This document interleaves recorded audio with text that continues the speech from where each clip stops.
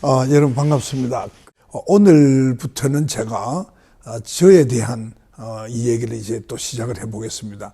저는 1948년 양력으로 12월 18일 0시 15분경에 태어난 것으로 그렇게 제가 알고 있습니다.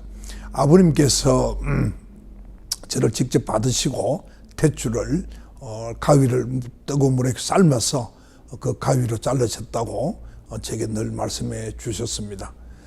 제가 태어나서 그 다음 날 아버님께서는 어머니를 이제 두고 그 마산 양덕이죠. 그러니까 그 양덕이라고 그러면 마산의 입구인데요. 거기에 제 할아버지가 조부님께서 서당을 만들어서 거기에 이제 그 훈장도 하시고 또 이웃 사람들 한약으로 몸이 아프면 약으로 치료도 해드리고 그렇게 한 것으로 알고 있습니다. 거기에 이제 가셔서 제 할아버지를 만나서 둘째 아들을 낳았는데 이름을 의화로 했으면 좋겠다 하고 말씀을 드리고, 그러니까 할아버지께서 그걸 이제 여러 가지 이제 한학을 하신 분이니까 이제 짚어보시고는 이름 잘 정했다, 그 의화로 하거라, 그렇게 하셨다고 합니다. 또 재미난 것은 할아버지께서 그렇게 하고 난 연후에 얼마 안 가서 의식이 조금씩 나빠지기 시작했답니다. 그래서 아버님이 이제 간호를 하셨는데 3일 후에 결국 돌아가셨다고 합니다. 그래서 이제 하루만 가서 이제 뵙고 돌아오기를 하고 어머니하고 약속을 하고 가셨다고 했는데, 그러다 보니까 이제 그때 그 당시에 이제 저도 한번 가봤습니다만 훗날 그 한일 합섬 공장이 그 당시 거기 있었습니다. 그러니까 보니까 그 마산 공설 운동장이었던 것으로 기억이 되고요. 그 뒤에 그 공동묘지가 있었는데 할아버지를 임시로 거기에 이제 매장을 하고 장례를 치르고 그리고 이제 할머니를 모시고 아버지께서 가산을 정리해서 이제 그 다시 그 제 고향인 웅동 소사리로 이제 오셨다고 합니다. 어머니도 굉장히 걱정을 하셨겠죠. 제가 태어날 때는 어창군 웅동면 소사리였는데 12번지로 제가 합니다만, 근데 1980년에 그게 이제 진해로 편입이 됐죠. 그래서 진해시 웅동면, 웅동동 소사리 뭐 이렇게 된 걸로 기억을 합니다만, 그러다가 이제 2010년에 그 창원하고 마산하고 진해가 하나의 창원 통합시로 이렇게 합쳐지지 않았습니까? 그래서 이제는 지금 주소는 창원시 진해구 웅동동 뭐 이렇게 돼 있는 것 같습니다. 아무튼 그 지역 명칭은 그렇게 많이 바뀌었는데 저는 늘 웅동 소사리다 이렇게 얘기를 합니다. 당시에 그곳은 제 어머니의 출생지시고요. 제 할아버지, 외할아버지, 외할머니가 그곳에서 태어났었고 거기서 사셨다가 그 이제 한 마을에 또 처녀 총각이 결혼을 해서 어머니를 낳고, 그리고 이제 어머니가 약 한 살쯤 됐을 때 일본으로 요코하마로 이주를 했다고 합니다. 다음에 그 이야기를 좀 더 자세히 하기로 하고요. 아무튼 아버지는 이제 그 어머니의 그 사촌 여동생이 얼마 전에 돌아가셨는데요. 그 석금 이모라고 그럽니다. 그 석금이 이모에게 부탁을 하고 이제 가셨다고 했는데, 아무튼 아버님께서 이제 하루만 오신다고 가셨는데 일주일만 오니까 어머니가 굉장히 걱정을 많이 하셨다고 제가 들었습니다. 근데 이제 자초지종을 듣고 이제 할머니가 그래 이제 오시니까 어머니께서 굉장히 슬퍼하셨다고 합니다. 왜냐하면 어머니가 그 저를 놓기 전에 마산에 잠깐 있을 때에 호열자, 그러니까 콜레라죠. 콜레라에 걸려서 사경을 헤맬 때 할아버지가 한약으로 치료를 해서 어머니를 구명했다고 합니다. 그 당시에는 호열자로 콜레라로 뭐 사망률이 굉장히 높았죠. 그랬는데 다행히 살아서, 그래서 이제 어머니께서는 생명의 은인이기도 한 시아버지의 그 임종을 지키지 못한 그 마음에 굉장히 송구스럽게 생각을 하고 많이 슬퍼했다고 한 말씀을 들었습니다. 제 아버님 이야기를 잠깐 좀 드리겠는데요. 제 아버님은 그 1922년에 태어나셔서 8살, 9살 되던 해에 1930년에 일본에 가신 걸로 그렇게 아버님이 말씀을 하셨습니다. 당시 9살이라고 했는데요. 할아버지의 그 기록을 제가 우연히 나중에 이제 보게 됐는데 그걸 보니까 그 시점이 조금 애매하긴 했습니다만 아버님이 돌아가시기 전에 아버님이 9살에 내가 일본에 갔다 이렇게 말씀하신 것을 제가 기억하기 때문에 그 기록과 관계없이 제가 그렇게 생각을 하고 있습니다. 아버님은 지금 그 강서구죠. 그 대저 초등학교가 있는데 그 대저 초등학교 건너편에서 태어났다고 하셨습니다. 그리고 이제 거기서 한학도 배우시고 할아버지가 이제 한학자였으니까요. 그러시고 이제 할아버지께서 다른 어떤 이제 집안의 일들 때문에 일본에 이제 가시게 되고 그러니까 할아버지가 안 계신 동안에 아버님께서는 그 제 큰아버지가 계시는데 그분하고 그 고모님하고 그러니까 누님이죠. 누님하고 제 이제 친할머니하고 그렇게 같이 그 사셨다고 합니다. 그 친할머니는 창원군 상남면 출신으로 그 황씨 집안인데 제가 지금 기억에는 조남이 황금남으로 제가 기억을 합니다. 그 할머니는 제가 만 3살 됐을 때 돌아가셨기 때문에 제가 기억에는 거의 할머니의 기억은 사실 거의 없습니다. 아무튼 아버님은 그렇게 이제 계시다가 할아버지가 이제 일본에 가시고 난 뒤에 그 당시에 아마 홍수가 지고 가뭄이 지고 이렇게 해서 굉장히 살기가 어려웠던 모양입니다. 그래서 홍수에 떠내려가서 그때 일제 이제 강점기지 않겠습니까? 떠내려가서 이제 돌아가실 뻔도 했는데 그때 이제 구사일생으로 살아나셔서 그 김해 대동면에 그 대동군이죠. 대동군 주중리라는 곳에 할아버지가 일본 가시기 전에 그 이주하고 계셨는데 거기에서 같이 계셨던 모양입니다.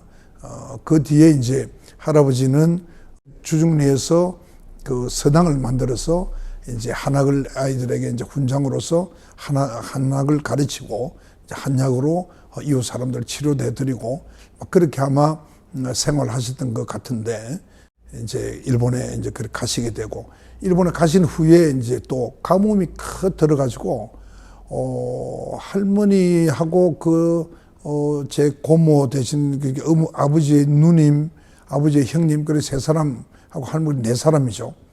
거의 3일을 굶었다는 기록을 제가 봤습니다. 그 할머니가 3일 굶고는 자식을 살려야 되겠다는 마음에 그 이웃에 있는 제가 기억에는 김흠자 배자라고 기억을 하는데요. 김흠배 어르신의 그 당시 아마 그 당시에 그 동네에선 천석군이라는 이야기를 제가 들었습니다. 그 자제분들도 저하고는 지금도 친척같이 그 자제분의 손주들 되죠. 친척같이 그렇게 지나고 있습니다만 그 김흠배 그 어르신 집에서 이제 바느질을 하고 자비를 해드리기로 약속을 하고 쌀을 한 가마 얻어가지고 그걸 가지고 연명을 했다고 합니다. 아버지가 늘 저에게 그 은혜를 저희들 자랄 때 저에게도 여러 번 말씀해 주시고 그 김흠배 어르신의 따님이 아버님보다는 연배가 조금 더 있는 걸로 기억을 합니다만 마침 우리 부산 동구 초량 6동에 조그마한 담배 가게를 하면서 가게를 하고 계셨어요. 그래서 저희들이 이제 담배집 고모님 이렇게 제가 늘 세배도 드리고 자주 찾아뵙기도 하고 또 고모님께서 자주 저희 집에 놀러 오시기도 하고 제가 이제 그 중학교 들어갈 때는 입학시험을 쳤거든요. 요즘은 그렇지 않습니다만 그 부산중학교에 입학시험을 쳐서 합격했다고 축하한다고 명심보감을 학생용 명심보감도 사주시고 그렇게 해서 제가 그 명심보감을 읽고 굉장히 많은 제 인생을 살아가는데 도움을 받은 그런 기억이 납니다. 아무튼 그 아버님께서는 그렇게 계시다가 할아버지가 이제 일본에서 자리를 잡으시고는 가족을 불러서 들어가게 되어서 일본 요코하마에서 이제 생활을 하셨습니다. 그래서 거기서 이제 심상 소학교도 졸업을 하시고 또 이제 중학교를 졸업하시고 동경 제1고보로 제가 들었는데요. 그 제1고보를 졸업을 하면은 일본 동경대학, 지금 동경대학이죠. 거기에 자동 입학을 하게 되는 것 같습니다. 근데 1학년 때 할아버지가, 아버지께서 그 폐결핵이 생겨가지고 이제 할 수 없이 학교를 이제 그만두게 되었죠. 그래서 집에서 휴양을 하고 할아버지의 그 한약을 먹고 그래 이제 좀 좋아져서 다시 야간 아마 상업 학교에 가신 걸로 제가 기억을 합니다. 그래서 거기에서 이제 주경 야독을 한 거죠. 그래서 낮에는 몸도 요양도 하면서 할아버지에게 이제 한학도 배우고 한약도 배우고 할아버지를 도우면서 이제 또 밤에는 이제 고등학교, 지금은 고등학교, 그때는 보통 중학교인지 모르겠습니다. 그게 5년제 중학교니까 우리 같으면 이제 중고등학교 6년제나 같은 건 아니겠나 싶습니다. 아무튼 그렇게 졸업을 하셔가지고 어떻게 된지 확실히는 모르겠는데 그 기록을 보면 일본 중앙대학교 법학전문대학에 3학년으로 편입을 해서 들어가게 되었습니다. 그래서 아버지가 일본 중앙대학교 법대를 이제 졸업을 하게 된 거죠. 근데 제가 기록을 보니까 다 1년 다녔었어요. 근데 참 재미난 게 초등학교 때부터 그 법대 졸업할 때까지 제가 갖고 있는 그 자료에 지금 제 그 기념관에 보관하고 있습니다만 음악하고 미술을 제외하고는 전부 다 올 수였습니다. 그때는 갑을 이래 전부 다 갑이었습니다. 그래서 아버님은 천재 소년으로 그렇게 시골에서부터 일본에서까지 이름이 났다 그런 말씀을 들었습니다. 이제 그 이후에 이 얘기는 제가 다음 기회에 또 드리도록 하겠습니다. 오늘은 제 고향에 대한 이야기를 조금 더 하도록 하겠습니다. 제 고향은 거기 가면 천자봉이라는 봉우리가 보이는데요. 그 천자봉은 이승계와 관계되는 어떤 전설이 이렇게 이어져 있고요. 그 산 이름은 불모산이죠. 그러니까 이 불모산이 해발 한 800m쯤 되는데 북쪽으로는 진해고 이쪽 남쪽으로는 제 고향인 웅동이 있고요. 그리고 이제 이 동쪽으로는 김해에 걸쳐 있는 그런 큰 높은 산이고요. 그 밑에 있는 봉우리 중에 하나가 이제 팔판상인데 거기는 3사람의 정성과 8사람의 판사가 태어날 것이다. 그래서 팔판상이라고 부르고 그 팔판상 아래에 이제 제가 태어난 소사동이 있고 그 옆에 또 이제 대장동이 있는데 그 대장동에서 사실 법무부 장관을 하셨던 배명인 법무부 장관, 그분이 아마 판사 출신인지 모르겠습니다만, 그리고 이제 그 동생이 배명국 선생도 국회의원으로서 제 선배 국회의원이 됩니다. 아무튼 그런 마을인데요. 제가 이제 사실 부산에서 국회의원 되기 전에 봉생 신경외과에 또 봉생병원에 또 신경외과 과장으로서 이제 수술도 하고 병원 경영을 하면서 굉장히 마음이 이제 힘들고 그럴 때 가끔 제 혼자서 차를 몰고 고향에 가면 꼭 어머니 가슴에 이렇게 꼭 안기는 같은, 또 어떨 때 어머니 자궁 속에 들어가 있는 것 같은 그런 느낌을 받을 때가 많았습니다. 그렇게 아주 그 포근한 곳이고 반농 반어촌이죠. 거기서 한 1km만 나가면 아주 얕은 그 바다가, 지금은 매립을 해가지고 거기에 뭐 공장지대 비슷하게 되어 있습니다만 거기에 이제 한참을 들어가도 무릎밖에, 어린아이의 무릎밖에 물이 차지 않는 그런 곳이고, 그 바로 이제 그 바다가 임진왜란 때 이수신 장군께서 그 전적이 있는 대첩이 있었던 앙골포 대첩을 아마 여러분 아실지 모르겠습니다만 그 앙골포가 바로 그 제 고향 앞바다입니다. 그래서 이제 배산 임해로 아주 그 지대가 좋은 곳이다. 그래서 그렇게 참 큰 인물이 날 것이다. 그런 얘기도 많이 있고 했다고 제가 알고 있습니다. 아무튼 그랬는데요. 이 이제 웅동면 소살이라는 곳은 1905년에 일본군이 이제 우리를 강점하기 전에 1905년부터 울산늑약을 통해서 대한제국의 외교권을 찬탈해 갔지 않습니까? 그래서 저희들이 이제 울산늑약이라고 얘기를 하는데요. 그게 1905년입니다. 근데 1905년에 이미 일본이 그 진해를 자기들의 해군 기지로 만들려고 했다고 합니다. 그래서 이제 그 해군 기지를 만들려고 그러니까 이제 그 식수가 필요하지 않겠습니까? 그래서 그 식수를 제가 태어난 그 고향 웅동 마을에 그 위에 있는 산에 그게 이제 불모산에서부터 팔판산도로 해가 쭉 그 8개, 9개 그 계곡을 통해서 이렇게 아주 깊은 계곡입니다. 저도 한번 불모산까지 올라가 봤습니다만 그 계곡을 이제 댐으로 막아가지고 뚝을 쌓아서 막아가지고 저수지를 만들어서 그 저수지 물을 끌어가지고 진해 군인들 그리고 이제 그 항구 진해 항만에 필요한 식수를 한다고 이제 만들었다고 합니다. 그러니까 이제 뚝을 쌓으니까 약 한 7개의 마을이 수몰이 되지 않겠습니까? 그래서 그 7개 마을을 전부 다 이주를 시킨 것이 그 댐 아래쪽 마을에 이주를 시켰는데 그 마을이 이제 소사리, 제가 태어난 소사리라는 것입니다. 그래서 이제 7개 마을이 없어지고 그 댐이 만들어졌는데 그 제가 어릴 때 기억에는 그 댐 밑에 말이죠. 약 수만 평의 아주 그 정사각형의 수만 평의 그 땅이 생겼지 않겠습니까? 거기에 이 그 벚꽃을 심었습니다. 일본 사람들이 벚꽃을 심어가지고 근데 그 벚꽃이 말이죠. 가보면 어릴 때 제 기억에도 바둑판 같이 말이죠. 어느 방향에서 봐도 아주 가지런하게 이렇게 벚꽃을 쫙 심어놨더랬습니다. 그래서 제가 이제 제가 초등학교 1학년까지 웅동 초등학교 1학년 1학기를 다녔거든요. 그리고 이제 그 다음부터도 늘 이제 방학 때 되면 놀러 가고 이렇게 했는데요. 제가 이제 웅동에 있을 때에 그 벚꽃장이라고 그랬습니다. 그것을. 그 벚꽃장에 이제 3월 말에 벚꽃이 피면 온 마을 사람, 그 인근 또 진해 인근 사람들 다 모여가지고 그래서 장구를 치고 또 이게 막걸리를 마시고 닭도 잡아먹고 했던 그런 그 기억이 제가 나요. 그러니까 늘 덩실덩실 춤을 추고 제가 그걸 보고 자랐기 때문에 제가 가끔 저도 이제 요즘 이제 늙었습니다만 젊을 때는 술 한잔 먹으면 이렇게 어깨춤을 이렇게 덩실덩실 추고 이렇게 하기도 했죠. 그게 아마 다 어릴 때 그 어른들이 그렇게 노는 모습을 어린 눈으로 보고 아마 그것이 부러웠던지 좋았던지 그래서 그런 거 아닌가 이렇게 싶습니다.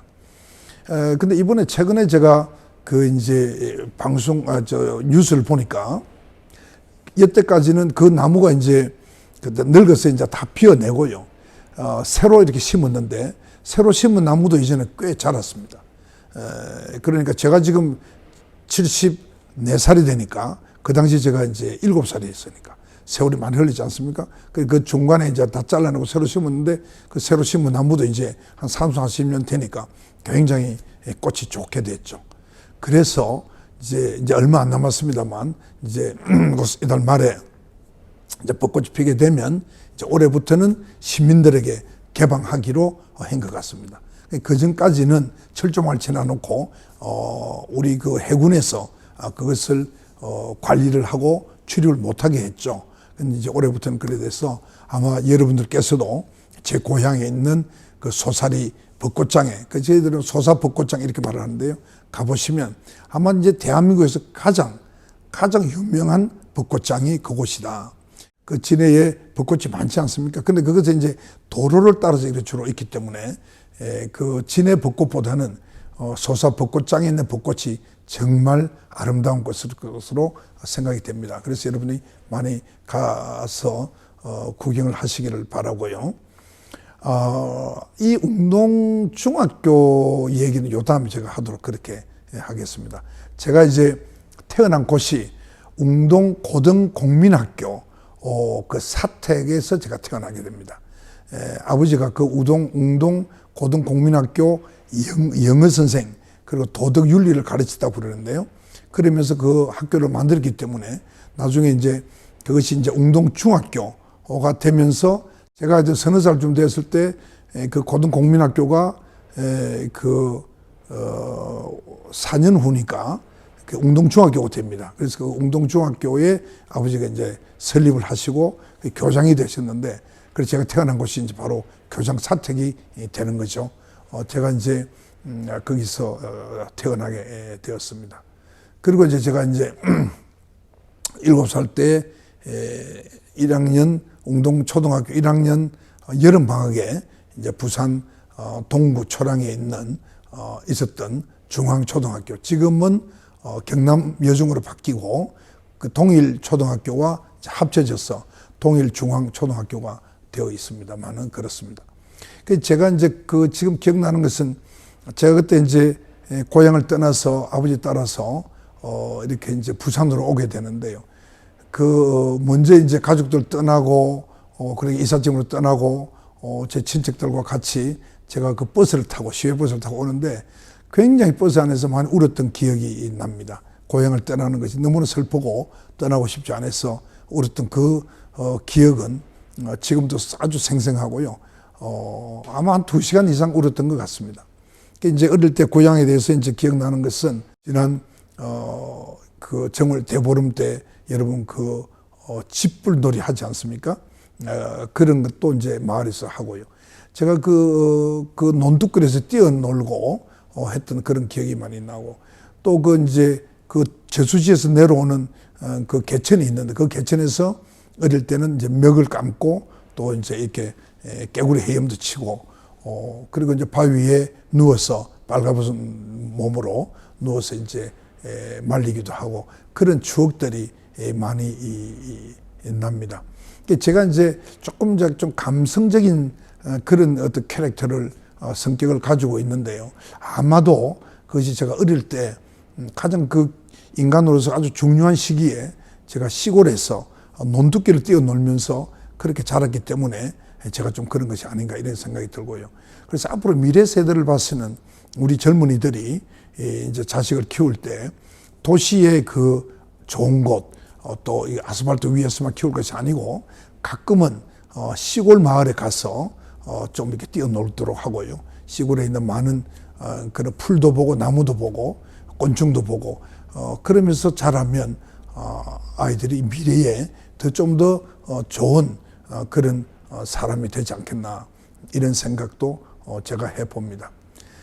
거기에는 저희들이 떠났습니다만 제 어머니의 고향이기 때문에 어머니의 형제들은 다 일본 요코하마에 또 이제 일본 동경에 이렇게 계십니다만은 사촌과는 많이 있었어요. 외숙모, 그리고 사촌 이모, 또 이모부 이런 분들이 이제 계셨는데요. 제가 이제 기억나는 것이 초등학교 때나 중학교 때나 고향에 방학 때 가면, 여름 방학 때 가면 이모님들이 텃밭에서 깡냉이 옥수수를 따서 저희들에게 주고, 또 이제 떠날 때 되면 요즘 치면 한 1,000원쯤 될는지 모르겠습니다만 꼬깃꼬깃해서 몇 원짜리 몇 환인가 이랬죠. 그래서 저희들 포켓에 넣어주고 이렇게 한 아름다운 추억을 갖고 있습니다. 그래서 저는 사실 나이가 들어서도 깡냉이를 옥수수를 삶은 옥수수를 이렇게 먹을 때마다 제가 그 추억을 떠올리고 늘 감사하게 생각을 하고, 그래서 저는 깡냉이를 먹는 것이 아니고 내 고향에서 이모님들과, 어머니에게는 사촌 언니입니다만 이모님들의 사랑을 먹는, 추억을 먹는 그런 느낌으로 지금도 기억을 하고 있습니다. 이제 여름에는 가끔 이제 가면 형님들 따라서 이제 제가 중학교 때로 기억을 하는데요. 그 뒷산에 이제 속골을 미기로 간다고 그럽니다. 속골 미긴다는 걸 도시에서 잘 모를지 모르겠습니다만 소를 다리고 이제 가서 속골을 먹이는데, 그래서 이제 산에 올라가서 이제 소를 풀어놓으면 이제 소가 풀을 뜯어먹지 않겠습니까? 그동안에 이제 형님들하고 같이 이제 그래서 이제 뭐 숨바꼭질도 하고 놀고 이렇게 했는데, 한 번 제가 제가 평생에 딱 한 번 뱀고기를 먹어본 적이 있는데요. 그 형님들이 어떻게 뱀을 잡았어요.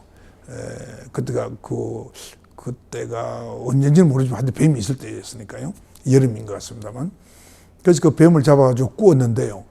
그때 치액이 나는 게 그 껍질을, 목을 잘라 껍질을 쫙 벗기니까 아주 뭐 쫙 그냥 그 살이 나오더라고요. 그래서 구워서 이렇게 조그마한 한 점을 제비가 줬는데 제 기억에 그게 그렇게 맛이 있었습니다. 그 기억이 또 나고요. 이제 마지막으로 하나 더 기억을 말씀을 드리면, 한 번은 갑자기 소나기가 쏟아졌는데요. 소나기가 쏟아지니까 이 소들이 놀래가지고 막 뛰어서 도망을 가는데, 저는 소가 다 도망가서 다 잃어버린 줄 알았죠. 그래 이제 집에 와서 형님하고 이제 같이 이제 친척 집에 또 오니까 그 외양간에 소가 와 있더라고요. 그래 참 이 소가 영특하구나 하는 그런 생각을 그때 제가 하게 되었고, 참 수많은 고향의 추억이 있습니다만 이제 나이가 드니까 기억도 다 하지 못하는 그런 얘기도 있는 것 같습니다. 오늘은 제 고향 이야기를 끝으로 이야기를 마무리하겠습니다. 또 다음 시간에 뵙겠습니다.